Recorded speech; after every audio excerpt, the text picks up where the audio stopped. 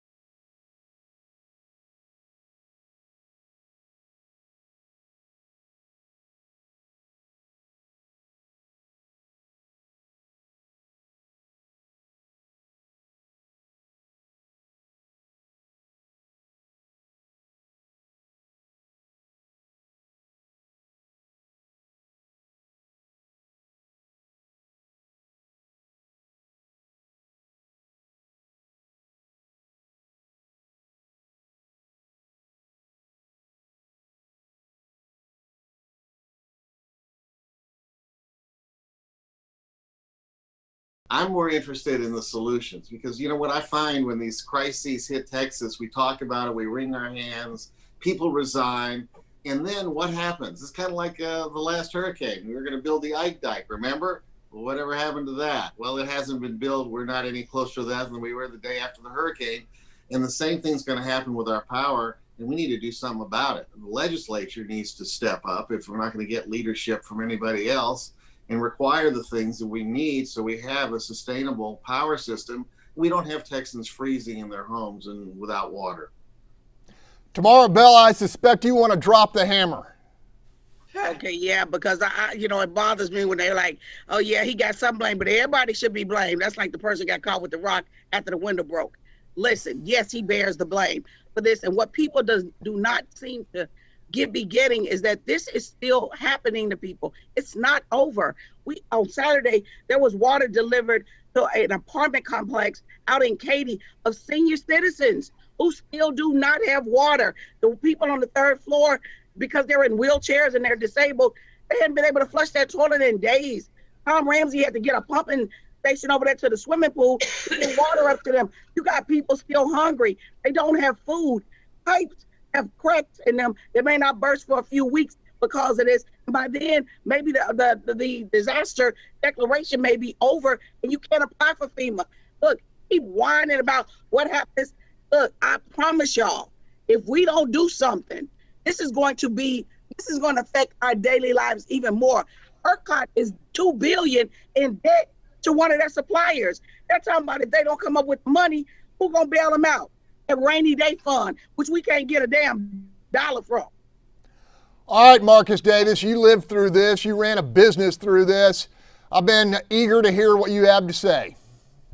Well, Greg, there's a mantra that I live by in business is that leadership matters. You ask about who's responsible and culpability. Leadership absolutely, positively matters. Just yesterday, Warren Buffett issued his letter to his shareholders about the company's position.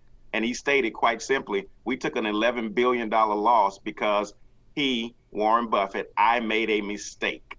Those were his words. And that's what we have to come to grips with as politicians in this nation today. We don't use those words. We don't say, I made a mistake and I'm owning it and I'm going to fix it. We spend time pointing fingers, blaming other people. And as Gary said, after the blaming is over, after we've covered our hind parts, then we go back to business as usual and the Ike Dike doesn't get built. And 5 years from now, we're going to have something similar happen with our energy and we're going to say, what the hell? Leadership. All right, Sue Lovell, you have a real capacity to dig below the surface and figure out what the heck happened. What's your take? Well, again, everybody's pointing to ERCOT, but I didn't hear all week anybody really explain how this did happen. And I did dig down, and the nuclear power plant down in Bay City went down. It did its job. It was overcapacitated. The minute that happened, it was a domino effect through the state of all the other generators who weren't winterized and who weren't ready to come back up in a situation where the Bay City went down. And because of that, it seems like to me, our philosophy in Texas is, hey, just go roll the odds that the disaster will never happen. When it does, it's then triple the disaster. And when we get through posturing and saying, well, we're going to look at this, people forget about it. So do they. And then there are no solutions for the next disaster. But this philosophy of playing the odds that it won't happen, it has to stop. It has to be, we are ready for the very worst possible situation of what can happen to our citizens.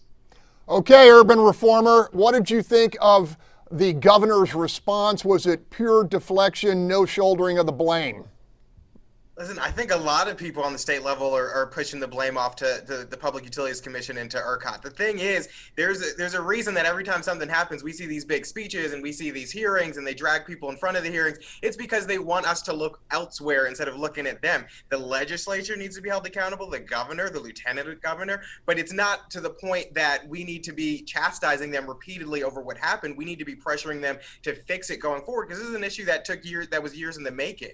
And so moving forward, we need them to act. And I think they're looking at this as a humanitarian crisis now, but if they don't do something, this could be a political crisis in 2022 and 2024. So I really hope that they bear the responsibility moving forward and actually change things and work together, especially now that we're in the legislative session, to get this fixed, rather than sit around pointing blame at what happened in the past. All right, Gary Pollan, real quickly, could this embolden a primary challenge for the governor? Well, I think it could, and of course there are people that are out there kicking tires. But I will say this on behalf of the governor: he's a smart guy. He was a great attorney general. He's very capable of helping find solutions for the problem. And I think the big test for him going forward is how do we make sure this never happens again? As Sue talked about it, and as Marcus talked about, and if he can come up with answers, I think people will be happy to move on down the line. But it starts with people. People are policy. Who you put in these positions matter. And we need to have the best and the brightest working for the people of Texas in these appointed positions. All right, we're going to leave it there. Up next, 2 Houston state senators in the hunt for accountability tell us Governor Greg Abbott must shoulder his share of the blackout blame. Plus,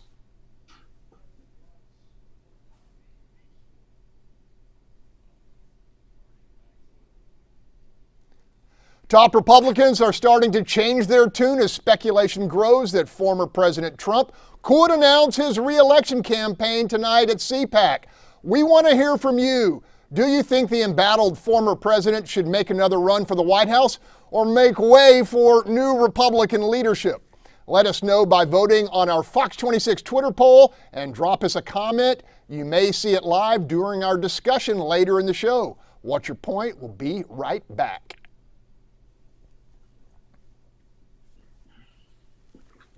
Okay. How can you run for president if you're a convicted felon? Oh, yeah. Well, they need to put the charges on him first. You think I ain't? You think I'm not, Gary? You just met me. Okay. I surely am. That was my preview. Hey, we not on Facebook? Yeah, we are. Okay, good. Okay. All right. Tomorrow. I've enjoyed watching you. It's going to affect his primary. A few times. Hadn't had a chance. Stand by, everybody. I was looking forward to it.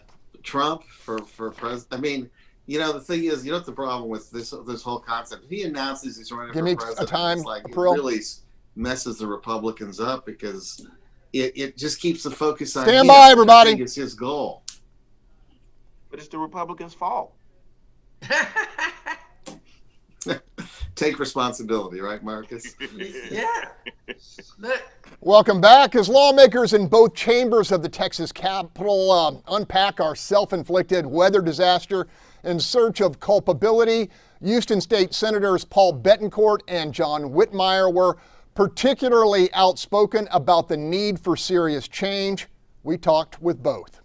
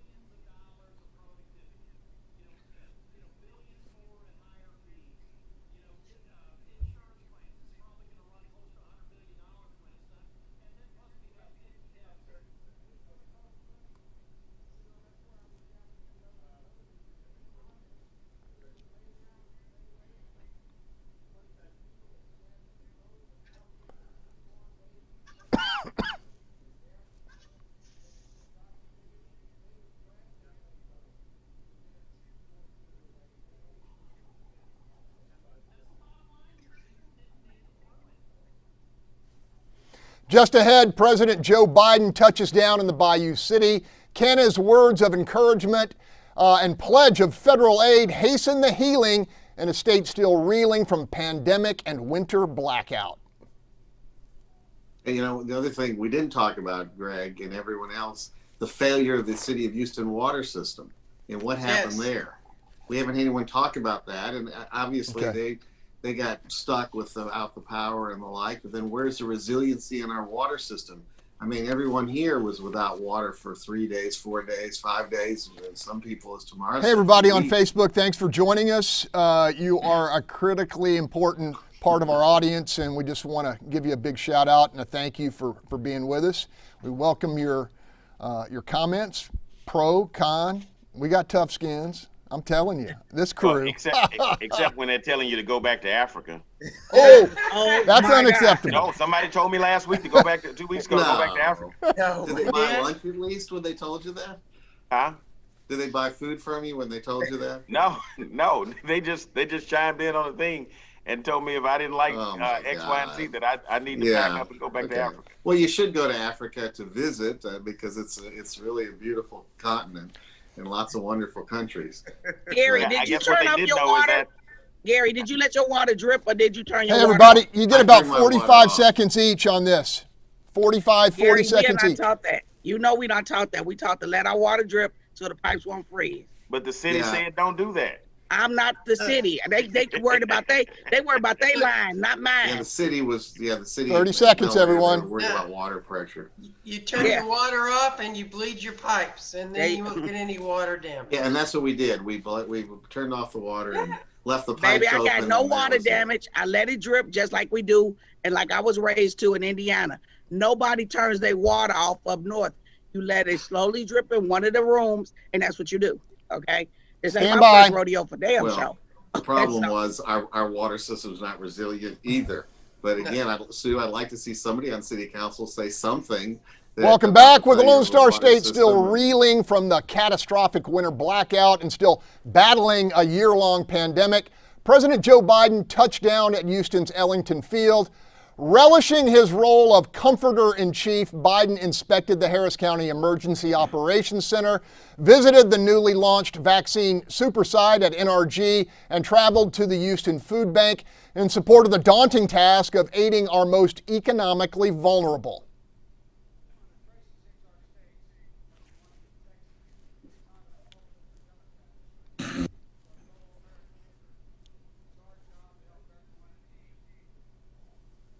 Now, Biden's visit came during a week the nation passed two significant milestones in the struggle against coronavirus: 50 million doses of the vaccine administered, and sadly, the passing of 500,000 Americans for whom the protection came too late. Panel, I'm going to go to you. Charles Blaine, what did you think of the president's visit? Will it help? I mean, I don't think so. It was a nice gesture, but I'm not sure exactly what it did. Like Tomorrow said, people are still without water. People were without food. We handed out 5,000 meals yesterday with Councilmember Amy Pack and State Representative Lacey Hall. People need stuff, and this didn't give them stuff. I mean, it just put the county judge and the mayor in the national spotlight for a short amount of time. So I'm not really sure what the benefit of it was. The cynic in me says that the reason that he did it was because he wanted to draw attention away from the fact that they reopened an unaccompanied minor immigrant detention system facility, the same one that he spent 2 years attacking the former president over having and saying that he had kids in cages. And so it happened on the same day. So the cynic in me says that he wanted to shift the spotlight, but I'm not really sure what the benefit of him coming here and doing that was. I know presidents do that. It is what happens. So I know it's just part of the game, but I just don't see the upside of it. Tomorrow, Bell, do you agree with that take? Hell no. Listen, it was very beneficial that he came because first off, we see there is intelligence in the White House again. There is compassion in the White House again. There is empathy in the White House again. I'm very glad he came because he's letting them know, yes, you have a governor here, but the federal government will help you. There are so many people, and I'm not kidding. I don't know if y'all understand the impact of COVID, who had to cancel their homeowners insurance, even though their house was paid for because they couldn't afford it. So the fact that he's coming down and that they are rendering aid, because do you know they had generators, they had blankets, they had water that sat in Fort Worth, sat there while this was going on because the governor did not distribute it to the last damn minute. He didn't even do a press conference till Wednesday. So I promise you, the reassurance that people needed who own property, who can feel the impact of this, it was there. AOC did more when she cared. Boy, please. Hold on. Sue Lovell, you all gauge style all the time. This seems to be a job that Joe Biden is pretty good at, showing up, a hug to the shoulder, a comforting word. What was your take? I'm glad he came, and those things matter to citizens to know that their leadership cares about them and has empathy. What I care the most about is how many FEMA dollars has he sent down, how much money has come here for recovery, and I care most about who is going to control it, because we're still fighting over Harvey money. Right. We just settled with the GLO to repair houses. So what I care most about, what will be the process by which the money that he has promised, who's going to distribute it, who's in charge of it, what's the use? We had, after Harvey, we had FEMA money come down to settle the issue of our water supply, to buy backup generators, because we have a consent decree. We are being sued by the federal government because our water treatment plants are out of date and have excursions all the time. Those still have obviously not been fixed. So who's handling that money? Where's it going to go? And are people going to get the help that they deserve? Marcus Davis, take 30 seconds. Leadership matters. It absolutely does. And you can say it was symbolic, but it is a stark difference to what we've seen over the past 4 years. Him showing up, his presence mattered. And if he hadn't shown up, the GOP would have pulled the Kanye West and said that Joe Biden doesn't like Texas people. That's right. Final 25 seconds to Gary Powell. Okay, well, to be fair, President Trump showed up at disasters too, so that's not the case. What Joe Biden was doing, quite simply, was trying to show that the words he used, that he wanted to govern for all Americans, is true. Now, he's not doing that in Washington, where it's basically my way or the highway on issue after issue. But in terms of this, it was bipartisan. So for that aspect, as comforter in chief, he was with the governor and the like. I give him credit. Okay, we're going to leave it there. Coming up, the Democratic dream of a $15 minimum wage dealt a serious setback. What's next in the battle to raise the standard of living for 27 million Americans? For the record, Gary, when I said... All right, Marcus. Yes. You knew it was coming back around. What? Oh, the minimum wage? Yeah. Oh, yeah. Hey, Gary, for the record, what I was referring to was what you said. It was a show of bipartisanship. While Trump may have shown up at a disaster, he didn't show up in any blue state in support of. He didn't go to California and say, "Hey, we got this going on. Let me come down here. Let me." And for the most part, when we had tragedies in our nation, our comforter in chief was not present. That's just the reality. I don't think once that's he did true. show up too, he just didn't find any out. comfort from President Trump. Which No. When he came down here, Gary's right. He came down here doing Harvey and said the stupidest damn thing he could say. And people look forward to hurricanes. But he did show up. Yeah, Gary, yeah. He showed up and said stupid. Okay, Yeah, who looks he showed forward up to in a red hurricane? state. He showed up. My point was how he showed long up is in a this? red state. How long is this? But he No, he did not show up when the fires were happening. When they were having those wildfires in California, he didn't go out there. He even tried to blame them. I mean, Hey, look, that's the point. That April? thing. yes, Marcus, you're right. You are right about How long that. is this? He had This next not. block? issues in showing empathy. I will agree. Again, it's nice that they show up. I mean, look. I want you to show me the 3 money. minutes. It's real Yeah, nice. there you go. And No, Sue, no. you hit Show me the the money. nail right on the No, head. Sue, Sue. you're right because You hit the nail right on the head because it is absurd that we're still fighting over Harvey money. That is It's crazy. It's That's outrageous. crazy. Hey, everybody. Yep. We got about 30 seconds each in this block, okay? Oh wow, All right. that's it. This is a big topic, Greg. What do you pay, Marcus? What do you Huh? pay an hour to your employees? It varies. It ranges. How about Okay, waitresses? Marcus, I'll defer to you. You can have some of my time because Yeah, you have to deal with this. I don't have You to have deal to with raise this. prices. I'll go to Marcus I'll tell you first then. this. I tell you this, everybody will have to deal with this because a minimum wage increase will affect your grocery store prices. It will affect Absolutely. every single price that you pay. And I'm not saying I'm opposed to it. I'm just telling you what the reality is. Yeah. Well, it would help my youngest son to quit treating me like an ATM. That's, I hope it would. From a personal standpoint, but on a global, I have no idea as a business owner, the ramifications. Well, I used to do day labor. 30 so seconds, I know it does everybody. Have an impact. It has an impact. When I should sell day labor, so I know the companies, it affects them.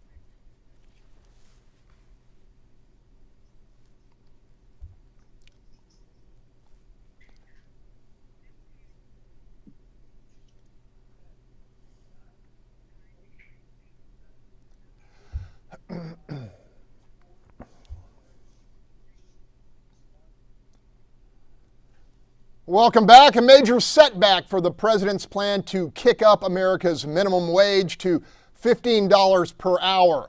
The Senate's nonpartisan parliamentarian ruled that the pay increase could not be included in the Democrats' $1.9 trillion COVID relief package set for approval under the so-called budget reconciliation process, which requires a simple majority vote.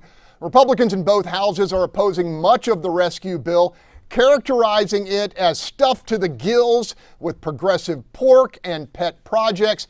Panel, it appears the Senate parliamentarian just saved Republicans from having to publicly oppose a pay raise for 27 million Americans. Marcus Davis, you have lots of employees. You are a small business person. What is your take on this issue?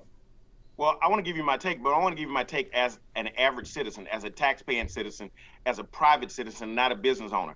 I believe we're having the wrong conversation in the United States of America. I believe we're having a conversation in the United States of America about paying the bare minimum instead of having a conversation about how do we maximize human potential. Dr. King used to say you can't talk about the crimes on the Jericho Road without talking about the conditions of the city of Jericho that created that situation. We're not talking about the right thing, which is how do we have a situation where people are being forced to only live to a minimum, only work for a minimum, instead of how do we maximize their potential. Secondly, the average starting salary for a teacher in the United States of America is $38,000. I'm not opposed to raising minimum wage, but I am opposed to raising minimum wage when we're not talking about minimum wage for teachers. If $15 an hour passes, this is what happens. The average 18-year-old will have the opportunity to make $6,000 to $7,000 less than the teacher that just taught him in class. Okay, Charles Blaine, I want to hear from you. Do you support raising the minimum wage? No, I don't. Because I don't think that gets to the root of the problem. Listen, the federal government issuing this blanket response saying that $15 to someone in Boise, Idaho is going to mean the same thing to $15 to someone in Miami, Florida, or someone in Bed-Stuy, Brooklyn, or San Diego, California. It doesn't make sense. Cost of living in every area varies. We need to be looking at the drivers of cost of living, like housing costs and regulatory costs from the local, state, and federal governments that make it more expensive to live, rather than trying to raise the minimum wage. Because every time we raise the minimum wage, cost of living is going to continue to go up. Tamara Bell, 20 seconds. I do support raising the minimum wage. I think they should do it stagnated like they did it in the late 90s. At that time when it was $4.75 and they raised it.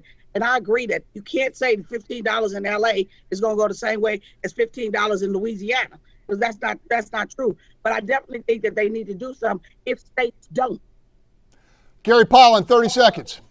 Well, I agree the state should be involved in doing this, but the other issue here is this. The free market actually works. If you look what's going on now, that's before President Biden opened the borders to let illegals into the country. Businesses are raising the amount of money they're paying employees. Costco's advertising, they're raising their wage, minimum wage, they're going to pay to $16 an hour. Walmart too. The best thing going for us is competition for labor in the market, and that will drive the price of labor up, which is important. All right, dang it, we're going to have to leave it there, but we'll come back to this topic soon. When we come back, the former president set to speak as millions of Rap Trump followers await guidance on the path forward. The big question now, will Donald J. Trump unite or tear apart the Republican Party? Let's get back to this minimum wage Gary, thing. you can have my Sorry, Sue. Sorry, Sue. You brought up a great point. Sorry, No, Sue. listen, one of these things y'all to understand, the reason that they're having a problem, and I hate to say this is the truth, because I'm doing a huge, I told Charles about a job fair with Tom Ramsey and Prieta Starworth, Dr. Prieta Starworth at HCC on March the 27th. There is a huge company in our area called Daikin, Daikin. It's the #1 air conditioning manufacturer on the planet. They made a huge investment here, and they are short 1,000 workers because #1, they're far away. But let me tell y'all something. There is a competition for workers right now because they're getting unemployment. Now, unemployment has been extended longer, so they're like, okay, look, I can go back to school and get this unemployment versus working for you for the same amount of money and not being able to go to school or do whatever else they want to do.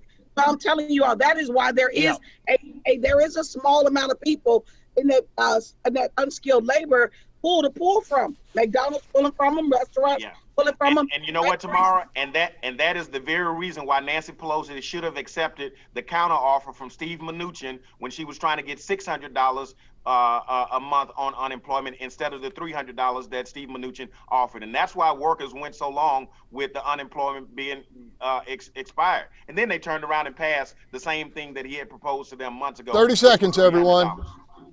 I agree I'm with going to you, go Marcus. Gary, Sue on this, okay? Gary first, then Sue.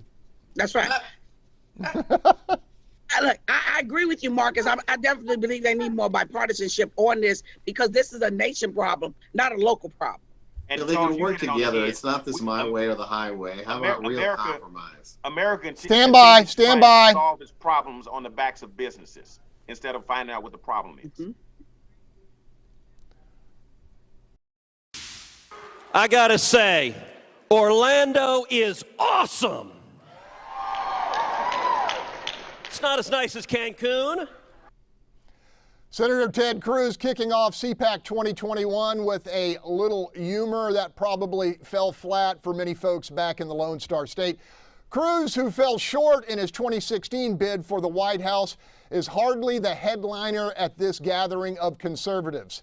That distinction lies with the candidate who beat him, now former President Donald Trump, who returns to the national political stage with tonight's keynote address. Panel, while he faces a mountain of legal problems, Mr. Trump remains solidly the most influential force in the Republican Party.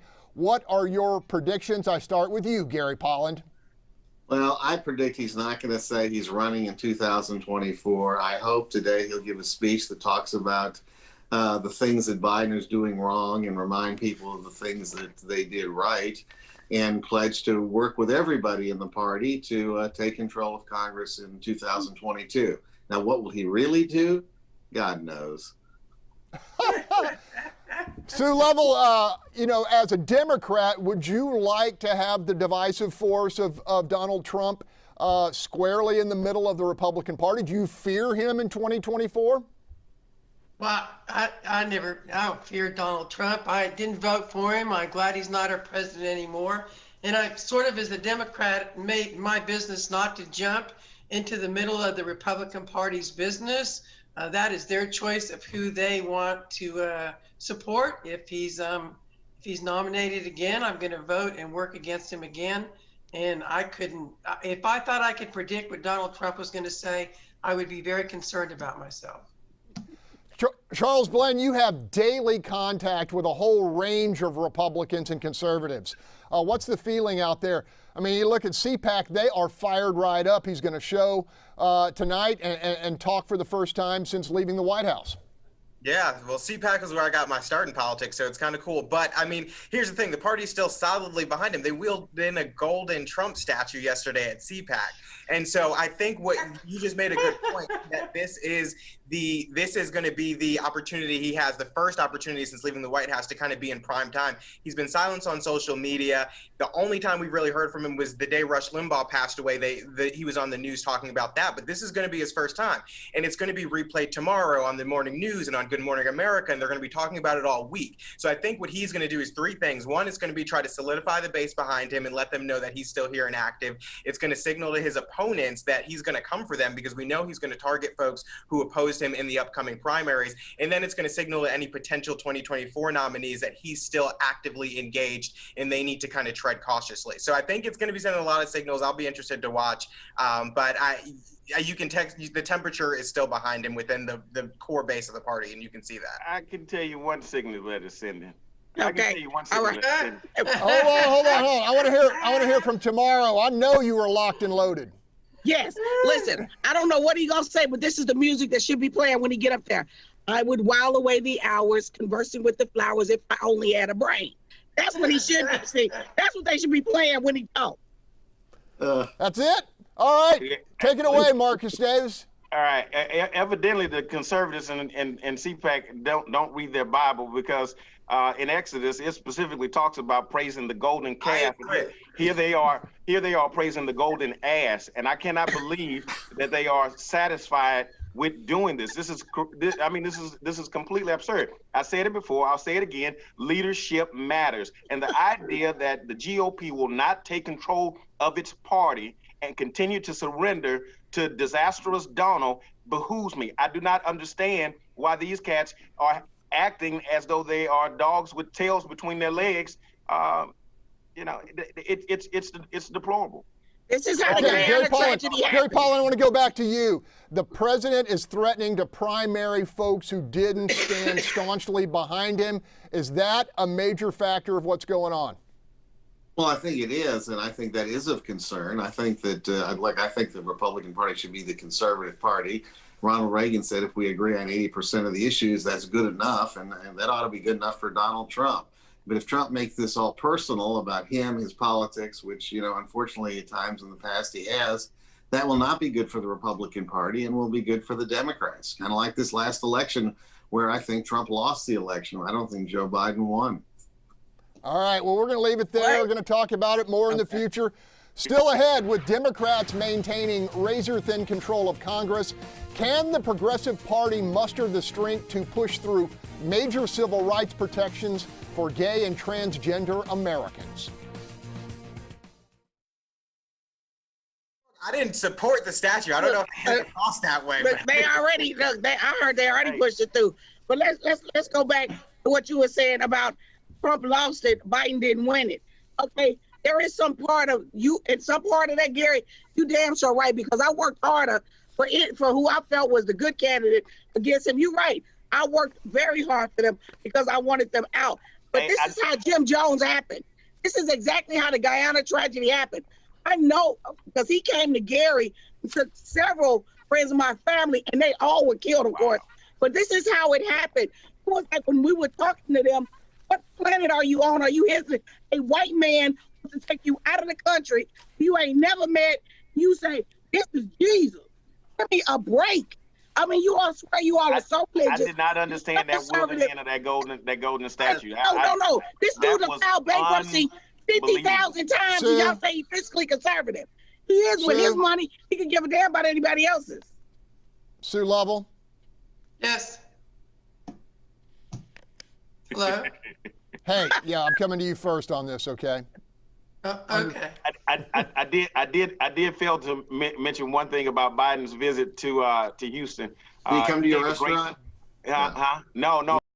Great shout out to Shirley Jackson Lee. Well, that's hot air. That's just accomplished nothing. Look, and our good friend Vlad Dudiak, he quickly put up the post of Biden's gaffes and talked about how out of it Biden was. And I was like, well, you know what? The other guy must have been pretty freaking terrible if they voted for this guy over that guy. You got it tomorrow? You got it in the back there? Trying to make sure, honey. Facebook is okay. Tomorrow. If you wear a hat, you don't have to worry about your hair. No, look, it's only certain weather in Texas that I can wear curls, and this I thought was going to be a low humid day. It's a high humidity day. Yeah. I'm trying to keep this on point. Bless you. You all right over Yes, there, I'm Gary? trying to keep this up point. Hey, who's had their shots? Who's had their I'm vaccination? done. I've had both of mine. You had both of yours? 30 Oh, out, no. everybody. There's an advantage to turning 70. Yeah. Oh wow, Sue. Wow. I was letting Yeah. everybody else get it. It's just, you know. You look good, Sue. Yeah, I was about to Charles, say you're that's second a hell up of an here. advantage to turn to 70 and don't look a day Charles over. waiting for the new second edition. 46, 50, 47? 50. 50. Okay. Stand by. Happy birthday. You look great, Sue. Thanks, appreciate Oh, it. it's your birthday? Happy birthday. No, it No. was in August. Yeah. Yeah, I was just saying. I'll Welcome turn back 71 on Capitol this Hill year. this week. Yeah. The House once again approved a landmark equality measure for LGBTQ Americans. The civil rights legislation prohibits discrimination based on sexual orientation and gender identity in almost every aspect of society. The Equality Act has never emerged from a Republican-controlled Senate, but with the narrow margin now held by Democrats, there's new hope. Panel 60 votes are needed to bypass a filibuster. So the question becomes, is 2021 the year when 10 Republicans cross the partisan divide? Sue Lovell, going to you. Well, I turned 70. I can't believe we're still voting on this bill, and there's still conversations about it. I find it in one way very sad, but in another way very encouraging that we're getting closer and closer, and Congress did pass it this past week.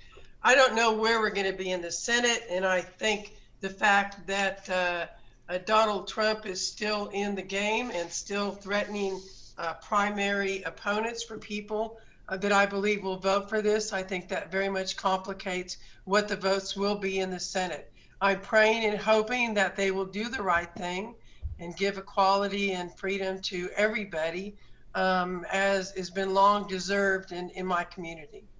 All right, Charles Bland, you and I had a conversation this week about this legislation. You see some problems.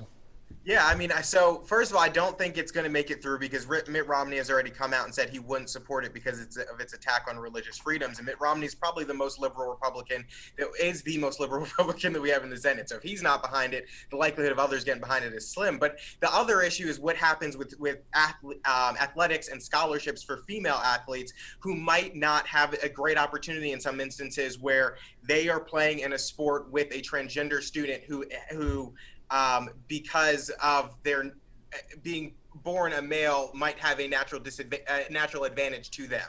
And so a lot of parents of athletes have brought up the question of what happens because the Olympics and the NCAA have ways of monitoring that, and they test, testosterone and hormones and make sure that things are okay. But high school sports don't necessarily have the ability to do that. So it does draw a question as to what happens in female sports. And I think they need to answer that before pushing it forward. Gary Pollan, any Republican senator that crosses the line, do they put a target on their back? Well, I think they do. And let me also add that this is not the Equality Act that Sue thinks that it is. This is an act to discriminate. In fact, the act says discrimination on the basis of pregnancy is in the act, which could be used to punish healthcare providers who don't want to provide abortions. That's not what this is about. Charles mentioned women's sports. I mean, we remember Sue and others, Title IX, the women struggled for years and years to get a break so they could actually compete athletically against other women. And we've made so much progress on that over the years. This bill takes it all away. The women are going to be forced to compete against transgender women that are still men and have the men advantage, and the women are going to be left on the sidelines. All right, we're going to have to leave it there this week. Up next, the battle for bottled water after the Great Texas Blackout. Did one side of our city get shortchanged in the scramble for resources? The mayor says no way, but a West Side councilman says the numbers tell a different story. What's the break on there, Greg? What's that? What's the break? I left my list in the kitchen. What's the break? Do I have time to run in the kitchen and pick up my list? Yeah. Okay. No, you don't. Stop. Sorry. I'm not gonna remember the people's name. Damn. Oh. Charles, that is. I've seen a lot of chatter about that being a concern of parents at the high school level. Sue. And I don't have the answer to it, but I know it's a concern, and I know it's a concern that should be addressed. Yeah, but to hold back the freedom for a very large group of people, Just take it out of the what is bill. a very small percentage, is just entirely unfair. And I This said is too, I typical, wasn't so this is suggesting, typical I wasn't Washington. suggesting This is holding a it back. bill that It's has an excuse. Christmas tree It's an ornaments excuse, everywhere. and it's an excuse. I wasn't No. suggesting holding it Well, back, so but Go, it It's does beg the question. bathrooms, it's You athletics. simplify the bill, I think the bill passes. How far are we It out? does beg the question, why not make it less complicated? But Sue, to your point, you said you can't believe we're still fighting it because it has turned it. 45 There's so seconds. many issues that are no longer about the issue. It's really about the politicization of it Exactly. versus the issue. When we talk about immigration, we're not really talking about the babies at the borders. We're talking about what one side wants over the other. When we talk about 30 abortion, seconds. when we talk I'm about going to go Sue gay rights, tomorrow on this. Okay. which one is this one? and it's so unfortunate Water. that This Yes, is okay. You see my list? You see my list? here we It's got go. 4 names on it. I can't remember one. Shit. Didn't Travis get water from the Cherokee Nation or something like that? I saw that. I don't know. Could be mistaken. Welcome back. Houston City Councilman Greg Travis has a grievance. Travis, who represents District G on Houston's west side, says when much of the city's water supply went down as a result of the winter storm, his constituents were all but cut out of a 3 million bottle distribution of drinking water. After loudly protesting, Travis says he was able to shake loose 38,000 bottles, an allotment far less than council districts in other parts of the city. He calls it reverse discrimination in a crisis built on the assumption that West Side neighborhoods are more affluent and therefore need less help. So it looks like we got 1 out of every 78 bottles of water. I don't expect us to get 1 out of every 11 for our district, but it'd be nice if it would have been maybe a 1-to-3 ratio, or 1-to-4 ratio, not a 1-to-78 ratio. No, I'm not going to let you have the last say on this when you're putting out misinformation. You can't do a mass distribution in every city council district. Panel, what do you make of this dispute? Does Councilman Travis have a point? Sue Lovell, you served on council. What do you see here? I think he's exactly right in advocating for his district. And when you look at the numbers, and I will strongly disagree with Mayor Turner. Of course, you could do distribution in every single council district if you were organized and you had a plan, and your disaster plan wasn't relying on Mattress Mac and HEB. We've been through these disasters now with hurricane and now this, and we do the same thing after every hurricane. We make people go to one place, line up, burn gasoline sitting and waiting to get about 24 bottles of water to take back to their house. I mean, if we don't come up with a better plan, but I'm sorry, you could have a plan to distribute it equally in every single district in the city. Tomorrow Bell is leader of the super neighborhoods. This is that old east side, west side debate, one manifestation. What's your take on this? Listen, I know that some people on the northeast side felt that they got shortchanged, so it all depends on where you are. But let me say something about the west side. I got a call on Wednesday from Commissioner Tom Ramsey that the water had abruptly turned off at Second Baptist Church. I called the city water department immediately. Okay, they sent 7 trucks over there and offered 3 pallets of water to them because they still have school in session. They have a daycare, and they were on it right away. So I don't know what he's talking about this bias in the city's response. I can only tell you what occurred and worked and happened effectively and efficiently. I don't understand what he's saying because I'm telling you, I saw water going everywhere. Marcus Davis, any thoughts here? Oh, of course I have thoughts. I'm wondering how a person who, like Greg Travis, can identify a bias here, but can't identify his own bias. This is the same guy that said women don't earn their space. They just get there just Get it, Marcus. they're women, right? You're able to identify bias in water, but you can't tell how biased and how bigoted you were towards women when you stated that Michelle Obama, Kamala Harris, and Hillary Clinton didn't get there by the hard work that they put in.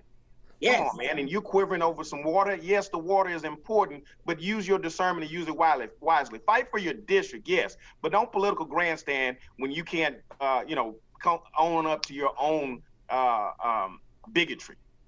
Excellent. Gary Pollan, I'm going to let you close us out on this topic. This is the product of the new attitude of they call equitable funding. Turner and Hidalgo and some of the others believe. And I don't know, I'm not sure what it really means, but I think it says if you're poor, you're supposed to get more than if you have money. But the problem is they probably applied that here. And Turner, obviously, given his attitude on everything else, it's my way or the highway. So what happened is they assumed everyone on the west side has got money. So they don't need the water. They can take care of themselves. That's what Turner was assuming. And that's not true, because our city is divided. We have poor, middle class, and rich all over the city. And so those people did need help. They didn't get it. And I don't think, Marcus, it matters that you don't like some of the other things Travis has done. And this is about an issue of water, not women. Not that I don't today. like it. Hold I'm on, just I got saying, 20 if he had the seconds ability to for discern it. Charles Blaine. I got 20 seconds. No, I mean, all I was really going to say is that, we've seen the mayor lean on private sector for parks and for Houston youth jobs and all this other stuff. So why not lean on the private sector for additional water if you don't have enough to do mass distributions across the city? Exactly. So that's really All right, leaving it there. Coming up, the latest high-profile skirmish in the campaign to claw back Native American culture. Could Jeep be the latest company cutting loose a controversial brand name? So, Gary, He my point leans on wasn't them simply because that I don't like. has My point simply was I don't like what absolutely no Greg plan Travis. in place. My That's point was fine. that I he respect doesn't that, have the Marcus. ability. Yeah. Use your No, discernment. Marcus, you were on point. You were on point. You have the okay? ability to I mean identify it. discrimination For that in one stupid ass situation, but you statement don't he have made the about ability women. to identify But that discrimination. wasn't the when- question. That Yeah, was- We but can do that with all these politicians. Hey, everybody, listen up. And- Listen up, and- everybody. If we're going to make it around the horn here, everybody keep it to 25, 30 seconds max. So this is What are we talking the about now? Jeep Cherokee. Hey, Lord, my favorite truck. Hey, Gary, if you're wondering where they got it from to take care of the poor, maybe they got it out of the Bible. Jesus said he came for the poor. I don't know, just a I'm thought. okay with that. But I I'm telling you I that appreciate Travis Jesus said his was whole poor, he reason was for coming for down kids. here was for the poor. I Yeah, don't know. but Maybe they got Travis it out of has the Bible. poor in his And I'm amazed district. when Yeah. conservatives can't find those scriptures. But I mean, And they but it's will not get mad- golden look, asses. Trade the truth, and others. Turkey Leg took food. This is the kind of place we are. I got pallets of water from Turkey Leg and delivered it to citizens. I wasn't Good for you. talking about, Hey, the mayor should do this.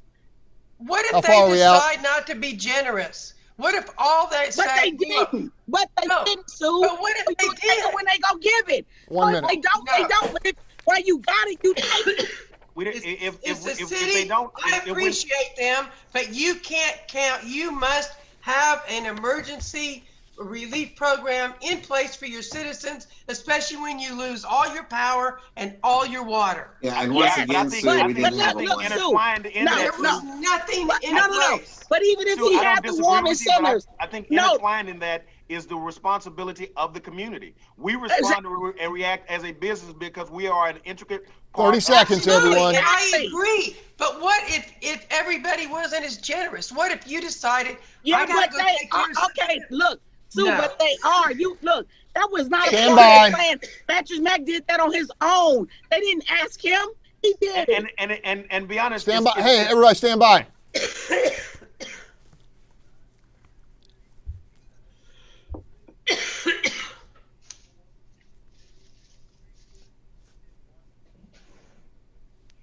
Welcome back. The chief of the Cherokee Nation has asked the makers of Jeep to remove the tribe's name from its popular vehicles. Chief Chuck Hoskin Jr. says it does us no honor to have our name plastered on the side of a car. Hoskin says he's also not interested in licensing the name. All right, folks, when does this stop? I mean, will the state of Indiana ultimately have to change its name? What about the Dakotas, Iowa, Alabama, Kansas, Missouri, Utah? All names after Native American tribes. Charles Blaine, I go to you. Yeah, I mean, I think this is just getting so out of hand. A lot of New Jersey cities are named after Native American tribes as well, so they all gonna have to change their names. I drive a Jeep Grand Cherokee, so I hope they don't change their name, and I'm a lifelong Jeep owner, so if they do cave, they might have a former owner. However, I might hold on to my Grand Cherokee because they will be so rare at that point, I might be able to get more money for it. So I think it's stupid. I hope they don't cave. It's a big brand for them, and they need to hold on to it. Marcus Davis, I'm really curious to hear your take. Yes, when does it stop? We still own the land that we stole from them, right? right?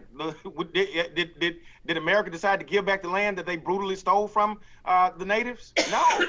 So, it stops when they give back the land. All right, going to you, Gary Polland. Well, God love Marcus. That's ridiculous. Ridiculous.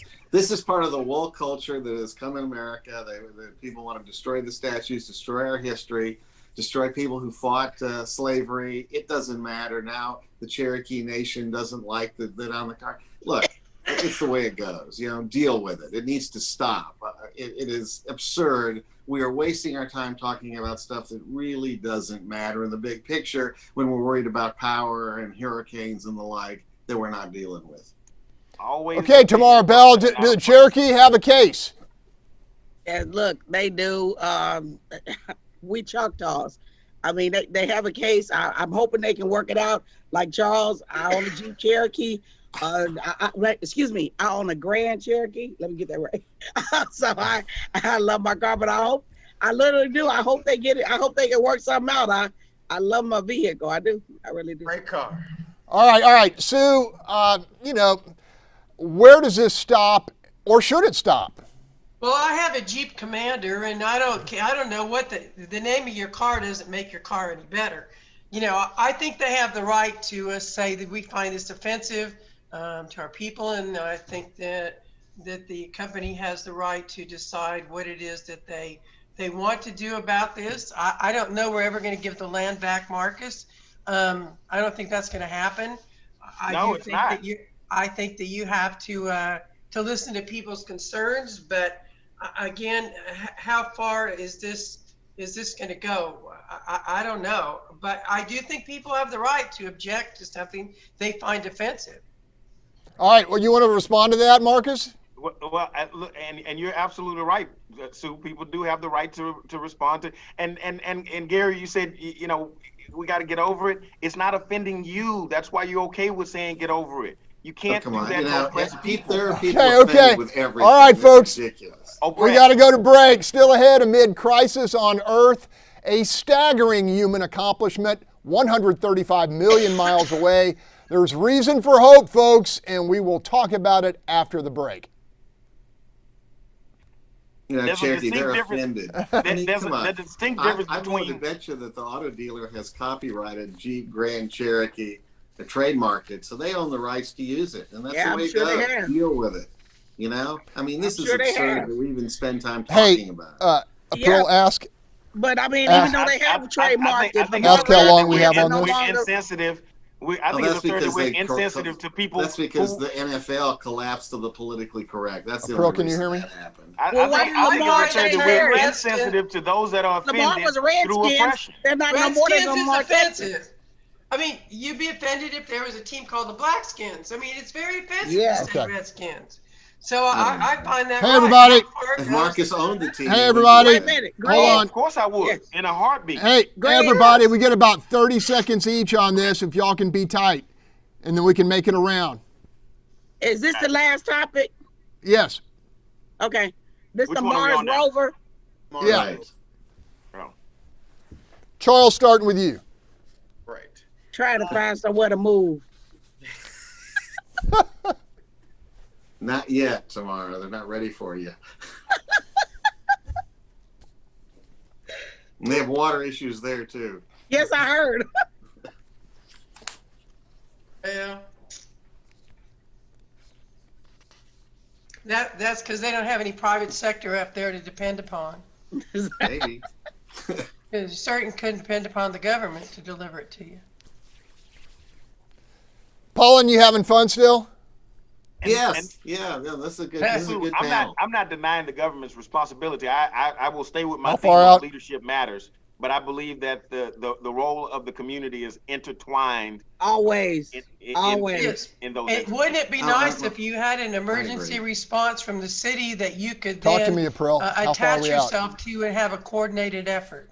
Well, that's a good idea, Yes, it would be Sue, nice. and I'm sure Yes. you've suggested that. And 30 seconds, everybody. That's exactly right. But the That's super good. neighborhood has done that, even with our limited resources. We've It would done be just so that. easy to do. You could do it. You could break down by fire districts.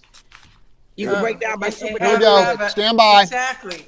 Have a coordinated effort with a designated place that the water was dropped to, and people wouldn't have to drive, 50 miles. Welcome back. As Texans struggled with the frigid conditions on this, our patch of the earth, an extraordinary American accomplishment may have understandably slipped to the back burner of our attention. The landing of NASA's Perseverance rover on the surface of Mars is a welcome reminder of our collective ability to innovate, overcome, and constantly push the boundaries of human knowledge. I'm going to go to you, Charles Blaine. Were you encouraged? I was, and I'm even more encouraged by the story of one of the flight directors, Diana Trujillo. She immigrated here from Colombia at 17 with $300 in her pocket, couldn't speak English, worked her way through school as a housekeeper, and then joined NASA in 2007 and was one of the flight directors on this flight. So I think that's a deeply American story and a bigger American story. So I think it's a really awesome time. Sue Lovell, you've made this town your own over decades. We had a part in this. What's your take? Well, I'm extremely proud. I remember, as some of you may, when we landed on the moon. And my grandmother, who remembered when the Wright brothers flew, told me, Susie, don't be a fool. That's a movie. They can't get to the moon. So for me to be able to see in my lifetime landing on the moon and going to Mars, that's exceptional. That was something to watch. And I agree. The story about the woman that immigrated here just adds to why we're such a great country. Gary Paulin, is this the kind of accomplishment that can unify the country? There's an opportunity to, I think, Greg, because it shows us what we're able to do when we're focused and want to accomplish things. And, these persistent problems we have in the country we've been talking about and we talk about every week on this show could actually be solved if we let the smart people, regular folks, get together and figure out how we solve the problems as opposed to just bickering and playing partisan games. And I think that's the lesson I take from this. Okay, Tamara Bell, did this Mars landing get a fist pump from you? Yes, I think it was really good. It happened 6 days ago. And unfortunately, 6 days ago, I was out there distributing water. But I do want to say we do have everyday people doing remarkable things. I can't remember the names, but I'm serious. I must thank the city leadership in the water department because they were very helpful in getting water back on for some people. And also thank the fire department because they helped some storage that was needed for 1.4 million gallons of water. So we got some good, smart people right here on the ground. Final word to you, Marcus Davis, about 20 seconds. Yeah, I don't know. I don't want to be the only party pooper, but, while I celebrate the intelligence and the great things that happen, at NASA and for Houston and all that good stuff, and I'm always amazed at the precision, the pinpoint precision of NASA. Gary mentioned, our brilliant minds solving problems. I just wish that we could dedicate this type of effort towards solving hunger, solving poverty. We got 1 million folks in jail. If we put those brilliant minds on those issues, I believe we can solve it. Hell, we haven't learned how to take care of Earth. What are we going to Mars for? I don't know. All right, we're going to leave it right there. Thanks for joining us. The conversation continues on a national level next with Fox News Sunday and host Chris Wallace. From all of us here, have a safe and healthy week.